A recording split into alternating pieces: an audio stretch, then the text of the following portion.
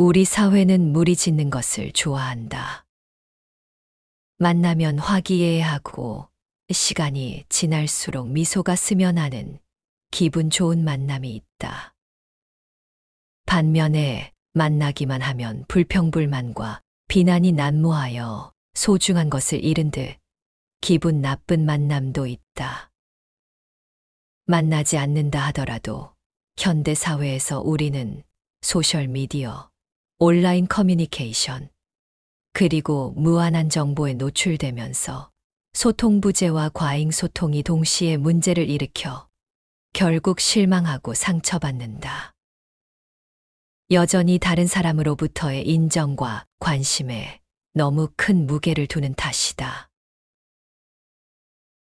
인간관계에서는 자유와 의무 사이의 균형을 유지해야 한다. 친구나 가족과의 관계에서는 서로에게 일정한 의무가 있지만 동시에 자유로울 필요가 있다. 이러한 균형을 유지하는 것은 물론 쉽지 않은 일이다. 따로 또 같이라는 말을 많이 들어보았을 것이다. 다른 이들과 사이좋게 지내기는 하지만 맹목적으로 어울리지 않으며 다양한 의견을 듣고 조율 과정을 거쳐서 조화로움을 추구하라는 뜻으로 들린다. 이는 상대방은 나와 다른 사람이라는 것을 전제로 한다. 생각이 다르고 살아가는 방식이 다름을 인정하고 받아들이며 그와 대화하고 공통의 이해가 만나는 지점을 찾기 위해 노력하는 것을 필요로 한다.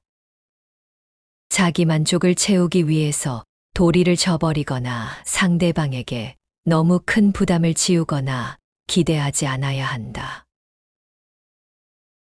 중요한 것은 어느 한쪽이 절대적으로 옳고 어느 한쪽이 절대적으로 틀린 것은 없다는 것이며 이 세상은 나 홀로 존재하는 것이 아니라 관계의 그물망을 통하여 모두와 연결되어 있다는 것이다. 그렇기에 남은 내가 살기 위해 타도되어야 할 대상이 아니라 더불어 살아야 하는 존재임을 인정하는 것이다. 더불어 우리가 자기 자신을 이해하려고 노력하고 자기 자신을 통해 내면의 평화와 만족을 찾고 다른 사람에게 너무 의존하지 않으면 불필요한 갈등을 피할 수 있을 것이다. 나이가 들면서는 인간관계가 더 어렵다고 생각할 것이다. 이것은 자연스러운 현상이다. 자아는 점점 성장할 것이고 관계의 우선순위에도 변화가 생길 것이다. 지위나 환경이 바뀌어 삶에 급격한 변화가 찾아올 수도 있다. 이를 다 무시하고 예전과 똑같이 사회가 원하는 대로, 친구나 가족이 원하는 대로 살아갈 수는 없는 노릇이다. 관계는 무엇보다도 자연스럽고 편안하게 이루어져야 한다. 무언가를 억지로 해낼 필요는 없다. 다만 적절한 조절과 균형을 유지하는 것, 존중과 이해를 바탕으로 건강하고 의미 있는 관계를 유지하는 것은 우리가 좀 더 풍요로운 삶을 살 수 있도록 해줄 것이다. 오늘 소개할 책 50부터는 왜 노노와 손자병법을 함께 알아야 하는가를 통해 어떻게 하면 이길 것인가가 아닌 어떻게 하면 편안한 마음으로 배려하며 더불어 살아갈 것인가에 대한 지혜를 배워보자. 50부터는 어떤 사람이 되어야 할까? 공자께서 말씀하셨다. 노인을 편안케 하고 벗들이 나를 믿게 하며 젊은이가 나를 따르게 하고 싶다. 공자가 2명의 애제자인 자로, 아내와 이야기를 나누고 있었다. 이때 선생님께서는 어떤 인물을 지향하십니까? 라고 묻자 공자가 한 대답이다. 공자가 살던 시대는 현대와 달리 인간관계가 아주 가까웠다는 것을 알 수 있다. 그러니 이런 말이 자연스럽게 입 밖으로 나왔을 것이다. 현대의 인간관계는 어떠한가? 기술이 발달한 덕분에 얼굴을 마주하지 않아도 해결할 수 있는 시대가 되었다. 편리하긴 하지만 어쩔 수 없이 인간관계가 소홀해질 수밖에 없다. 지인과의 교제도 이웃과의 교류도 마찬가지다. 왠지 쓸쓸하게 느껴진다. 어떤 노래 가사에 살아가는 게 힘들어도 라는 구절이 있다. 정말 공감한다. 이런 생각을 하며 글을 쓰다 보니 갑자기 깨달은 것이 있다. 지금 내 주변에는 손윗사람은 물론 오래된 친구도 대부분 세상을 떠나고 없다. 어설프게 오래 살면 이런 처지가 된다. 이제 와서 한탄해봤자 아무 소용도 없다. 한 가지 목표는 남아있다. 바로 아랫사람이 따르는 사람이다.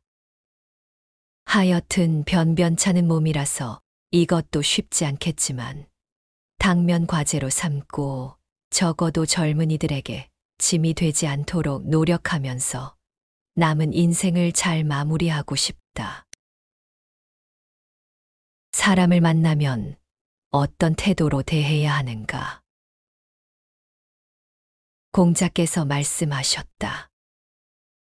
군자는 두루 사귀고 편을 가르지 않지만 소인은 편을 가르고 두루 사귀지 않는다.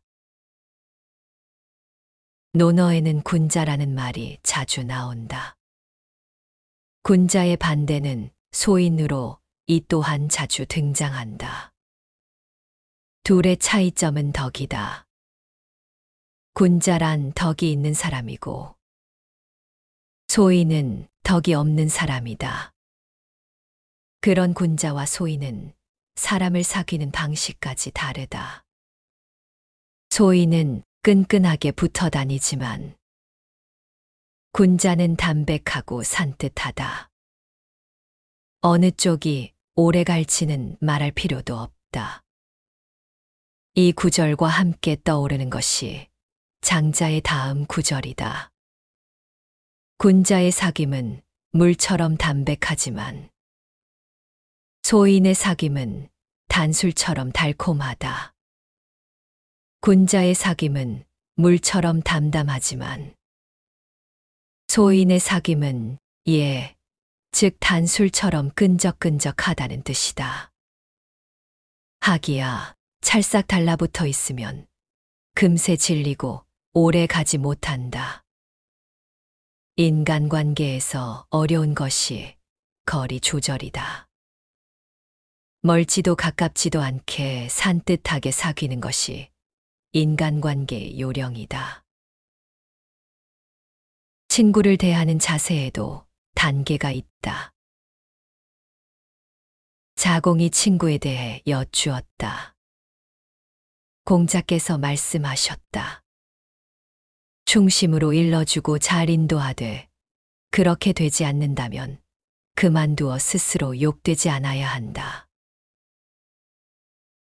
나에게도 진짜 친구라고 말할 수 있는 사람이 몇 명 있다.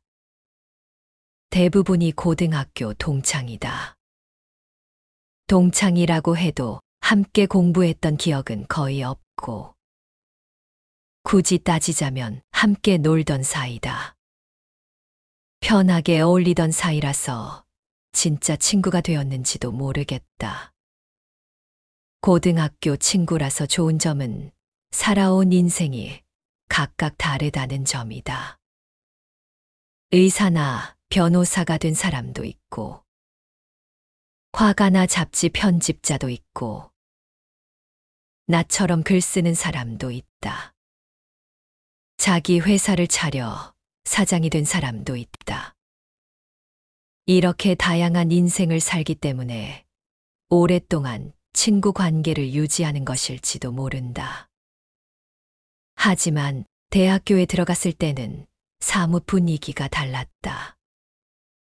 중국 문학과를 선택하고 친구가 몇 명 생겼지만 왠지 경쟁심이 생겨서 마음을 터놓고 이야기 나눌 수 있는 분위기가 아니었다.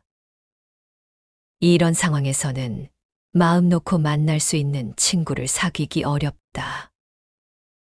공자가 말한 친구를 대하는 방법 중에 그렇게 되지 않으면 그만두어라 라는 대목이 참 멋지지 않은가. 부득불리, 즉 붙지도 않고 떨어지지도 않는 바로 이런 자세가 오랫동안 관계를 유지하는 요령이다. 되도록 협조하지만 무턱대고 어울리지 않는다. 공자께서 말씀하셨다. 군자는 화합하되 부화내동하지 않으며 소인은 부화내동하지만 화합하지 못한다. 내가 현역 때 강연을 많이 부탁받았다. 강연이 끝나고 대기실에서 쉬고 있는데 뭐든 한마디 써달라며 종이를 건네받은 적이 있다. 하지만 글씨를 예쁘게 못 쓰는 편이라 매우 난처했다. 도무지 남에게 보여줄 만한 글씨가 아니어서 사실대로 말하고 거절했다. 하지만 그래도 부탁한다며 사정해서 단호하게 거절할 수 없었다. 마지못해 적은 것이 화이부동이라는 사자성어였다. 이 사자성어를 이해하기 쉽게 풀어서 번역하면 사이좋게 지내도 찰싹 달라붙지 않는다라는 의미다. 어떤 면에서 나에게 아주 딱 어울리는 말이다. 나는 다른 사람과 다투는 것을 싫어한다. 본능적으로 피하려는 습성이 있는데 어릴 때부터 그랬다. 이런 성격으로 살면 아무래도 경계가 허술하다. 남에게 이용당한 적도 있긴 하지만 일부러 고치려는 생각은 하지 않았다. 그러면 어떤 삶의 방식을 지향했을까? 나는 나로 살기로 했고 가능하면 큰 바다에서 헤엄치고 싶다는 꿈을 품고 살아왔다. 나 같은 사람도 이렇게 잘 살아왔으니 이 세상은 아직 제법 살만하다. 앞으로도 화이부동의 자세로 살아가려고 한다. 아무리 화가 나도 이치에 맞게 대응한다. 어떤 사람이 여쭈었다. 덕으로 원한을 갚으면 어떻습니까? 공자께서 대답하셨다. 덕은 무엇으로 갚겠는가? 정직함으로 원한을 갚고 덕으로 덕을 갚아야 한다. 남에게 원망을 샀다면 언제 어디서 복수를 당할지도 모른다는 각오를 해야 한다. 이것이 현실이다. 원망에도 여러 가지가 있다.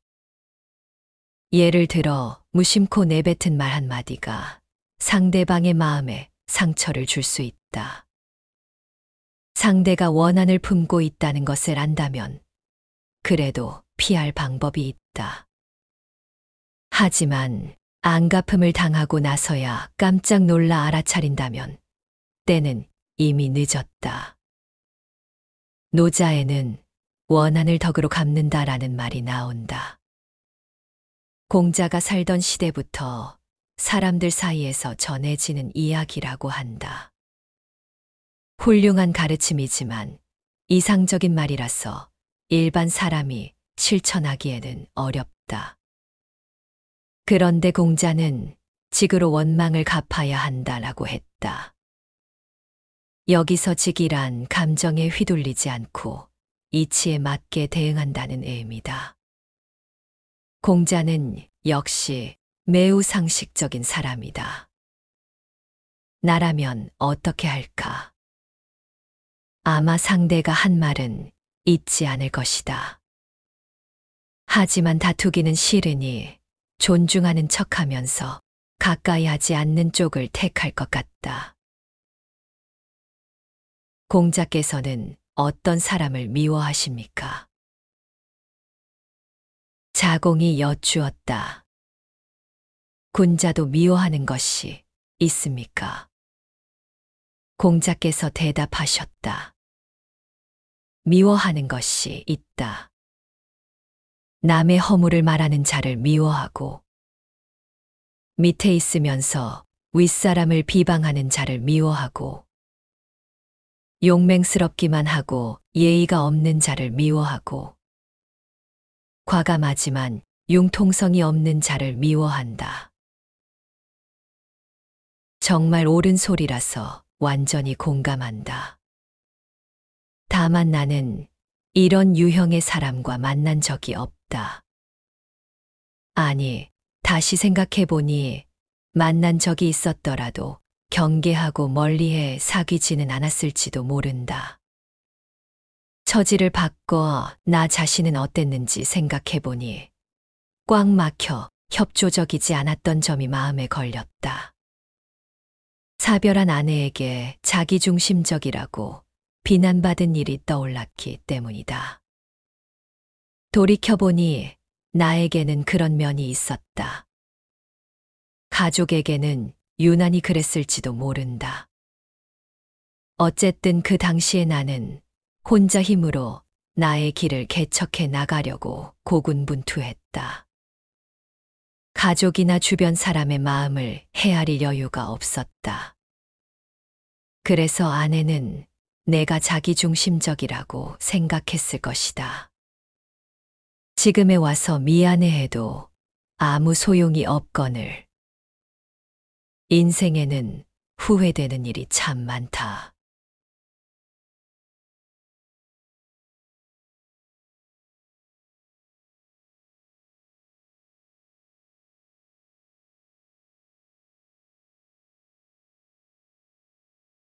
우리 사회는 무리 짓는 것을 좋아한다. 만나면 화기애애하고 시간이 지날수록 미소가 스며나는 기분 좋은 만남이 있다. 반면에 만나기만 하면 불평불만과 비난이 난무하여 소중한 것을 잃은 듯 기분 나쁜 만남도 있다. 만나지 않는다 하더라도 현대 사회에서 우리는 소셜미디어, 온라인 커뮤니케이션, 그리고 무한한 정보에 노출되면서 소통 부재와 과잉 소통이 동시에 문제를 일으켜 결국 실망하고 상처받는다. 여전히 다른 사람으로부터의 인정과 관심에 너무 큰 무게를 두는 탓이다.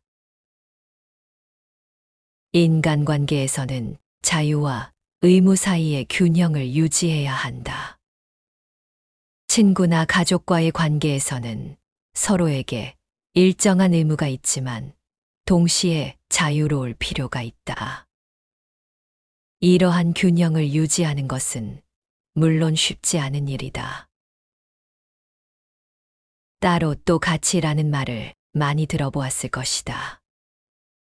다른 이들과 사이좋게 지내기는 하지만 맹목적으로 어울리지 않으며 다양한 의견을 듣고 조율 과정을 거쳐서 조화로움을 추구하라는 뜻으로 들린다. 이는 상대방은 나와 다른 사람이라는 것을 전제로 한다. 생각이 다르고 살아가는 방식이 다름을 인정하고 받아들이며 그와 대화하고 공통의 이해가 만나는 지점을 찾기 위해 노력하는 것을 필요로 한다. 자기 만족을 채우기 위해서 도리를 저버리거나 상대방에게 너무 큰 부담을 지우거나 기대하지 않아야 한다. 중요한 것은 어느 한쪽이 절대적으로 옳고 어느 한쪽이 절대적으로 틀린 것은 없다는 것이며 이 세상은 나 홀로 존재하는 것이 아니라 관계의 그물망을 통하여 모두와 연결되어 있다는 것이다. 그렇기에 남은 내가 살기 위해 타도되어야 할 대상이 아니라 더불어 살아야 하는 존재임을 인정하는 것이다. 더불어 우리가 자기 자신을 이해하려고 노력하고 자기 자신을 통해 내면의 평화와 만족을 찾고 다른 사람에게 너무 의존하지 않으면 불필요한 갈등을 피할 수 있을 것이다. 나이가 들면서는 인간관계가 더 어렵다고 생각할 것이다. 이것은 자연스러운 현상이다. 자아는 점점 성장할 것이고 관계의 우선순위에도 변화가 생길 것이다. 지위나 환경이 바뀌어 삶에 급격한 변화가 찾아올 수도 있다. 이를 다 무시하고 예전과 똑같이 사회가 원하는 대로, 친구나 가족이 원하는 대로 살아갈 수는 없는 노릇이다. 관계는 무엇보다도 자연스럽고 편안하게 이루어져야 한다. 무언가를 억지로 해낼 필요는 없다. 다만 적절한 조절과 균형을 유지하는 것, 존중과 이해를 바탕으로 건강하고 의미 있는 관계를 유지하는 것은 우리가 좀 더 풍요로운 삶을 살 수 있도록 해줄 것이다. 오늘 소개할 책 50부터는 왜 노노와 손자병법을 함께 알아야 하는가를 통해 어떻게 하면 이길 것인가가 아닌 어떻게 하면 편안한 마음으로 배려하며 더불어 살아갈 것인가에 대한 지혜를 배워보자. 50부터는 어떤 사람이 되어야 할까? 공자께서 말씀하셨다. 노인을 편안케 하고 벗들이 나를 믿게 하며 젊은이가 나를 따르게 하고 싶다. 공자가 2명의 애제자인 자로 아내와 이야기를 나누고 있었다. 이때 선생님께서는 어떤 인물을 지향하십니까? 라고 묻자 공자가 한 대답이다.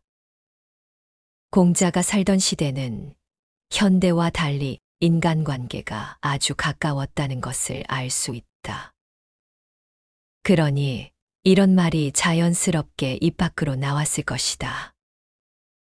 현대의 인간관계는 어떠한가? 기술이 발달한 덕분에 얼굴을 마주하지 않아도 해결할 수 있는 시대가 되었다.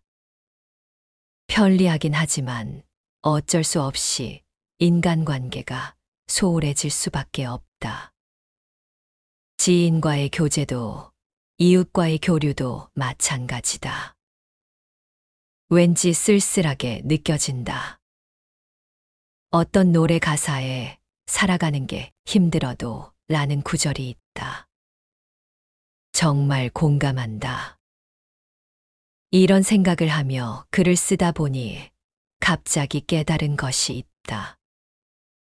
지금 내 주변에는 손윗사람은 물론 오래된 친구도 대부분 세상을 떠나고 없다. 어설프게 오래 살면 이런 처지가 된다. 이제 와서 한탄해봤자 아무 소용도 없다. 한 가지 목표는 남아있다. 바로 아랫사람이 따르는 사람이다.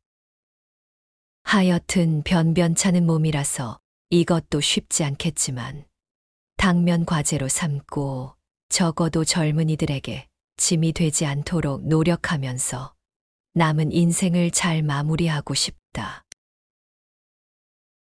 사람을 만나면 어떤 태도로 대해야 하는가? 공자께서 말씀하셨다.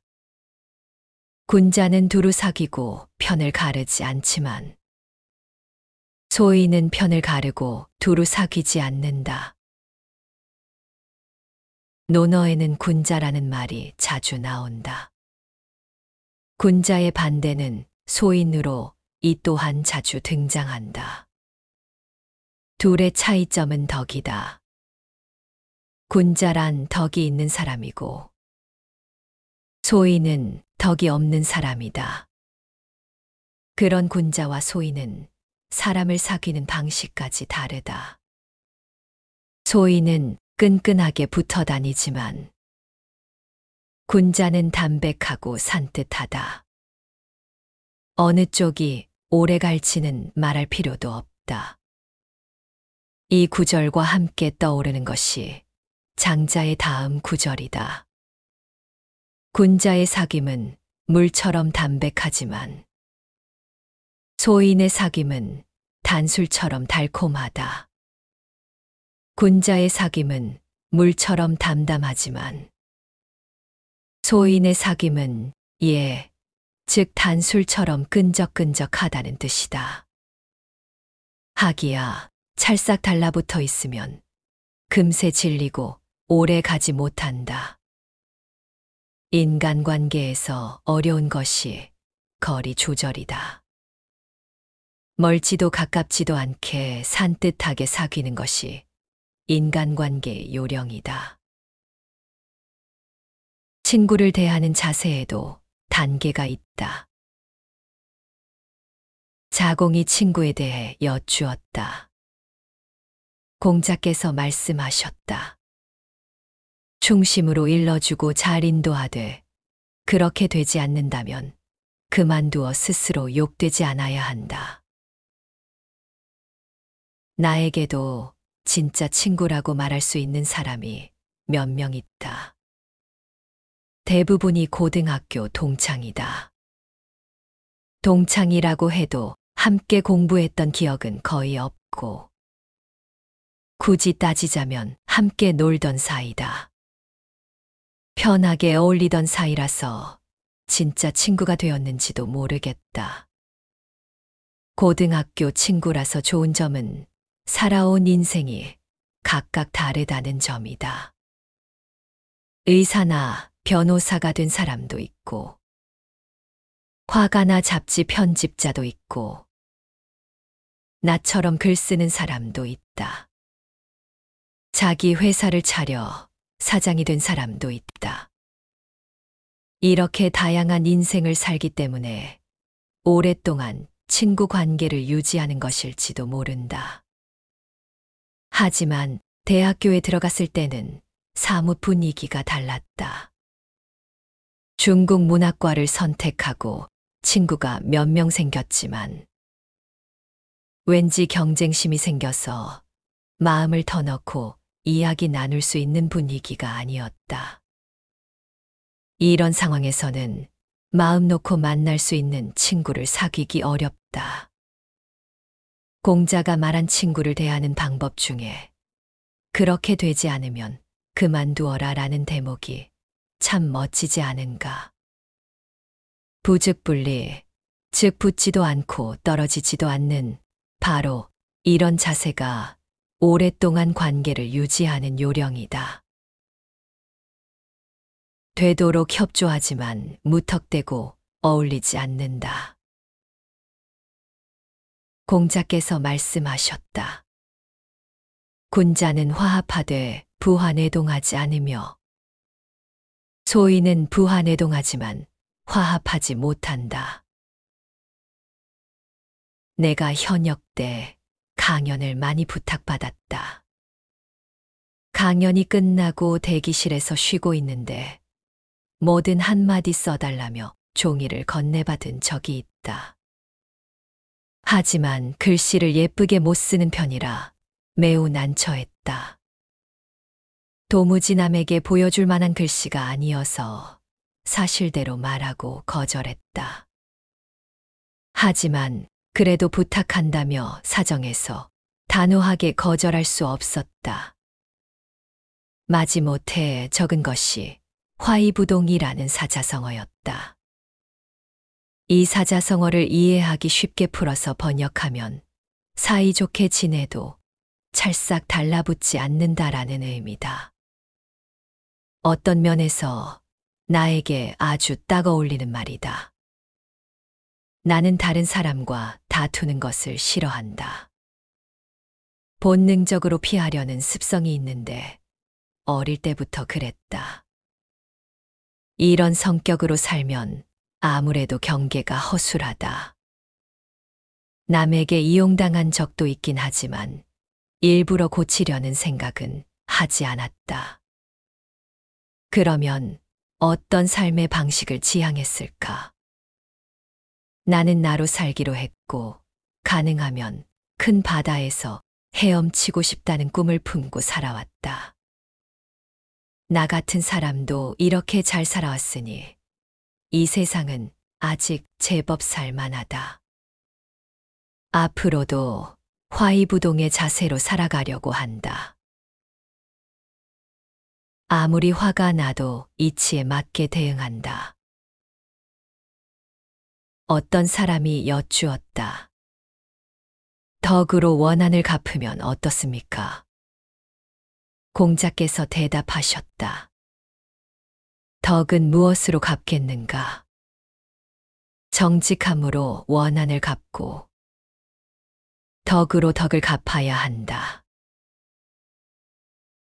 남에게 원망을 샀다면 언제 어디서 복수를 당할지도 모른다는 각오를 해야 한다.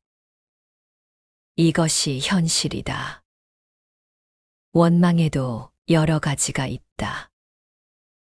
예를 들어 무심코 내뱉은 말 한마디가 상대방의 마음에 상처를 줄 수 있다. 상대가 원한을 품고 있다는 것을 안다면 그래도 피할 방법이 있다. 하지만 안갚음을 당하고 나서야 깜짝 놀라 알아차린다면 때는 이미 늦었다. 노자에는 원한을 덕으로 갚는다라는 말이 나온다. 공자가 살던 시대부터 사람들 사이에서 전해지는 이야기라고 한다. 훌륭한 가르침이지만 이상적인 말이라서 일반 사람이 실천하기에는 어렵다. 그런데 공자는 직으로 원망을 갚아야 한다라고 했다. 여기서 직이란 감정에 휘둘리지 않고 이치에 맞게 대응한다는 의미다. 공자는 역시 매우 상식적인 사람이다. 나라면 어떻게 할까? 아마 상대가 한 말은 잊지 않을 것이다. 하지만 다투기는 싫으니 존중하는 척하면서 가까이 하지 않는 쪽을 택할 것 같다. 공자께서는 어떤 사람을 미워하십니까? 자공이 여쭈었다. 군자도 미워하는 것이 있습니까? 공자께서 대답하셨다. 미워하는 것이 있다. 남의 허물을 말하는 자를 미워하고 밑에 있으면서 윗사람을 비방하는 자를 미워하고 용맹스럽기만 하고 예의가 없는 자를 미워하고 과감하지만 융통성이 없는 자를 미워한다. 정말 옳은 소리라서 완전히 공감한다. 다만 나는 이런 유형의 사람과 만난 적이 없다. 아니, 다시 생각해보니 만난 적이 있었더라도 경계하고 멀리해 사귀지는 않았을지도 모른다. 처지를 바꿔 나 자신은 어땠는지 생각해보니 꽉 막혀 협조적이지 않았던 점이 마음에 걸렸다. 사별한 아내에게 자기중심적이라고 비난받은 일이 떠올랐기 때문이다. 돌이켜보니 나에게는 그런 면이 있었다. 가족에게는 유난히 그랬을지도 모른다. 어쨌든 그 당시에 나는 혼자 힘으로 나의 길을 개척해 나가려고 고군분투했다. 가족이나 주변 사람의 마음을 헤아릴 여유가 없었다. 그래서 아내는 내가 자기중심적이라고 생각했을 것이다. 지금에 와서 미안해해도 아무 소용이 없거늘. 인생에는 후회되는 일이 참 많다.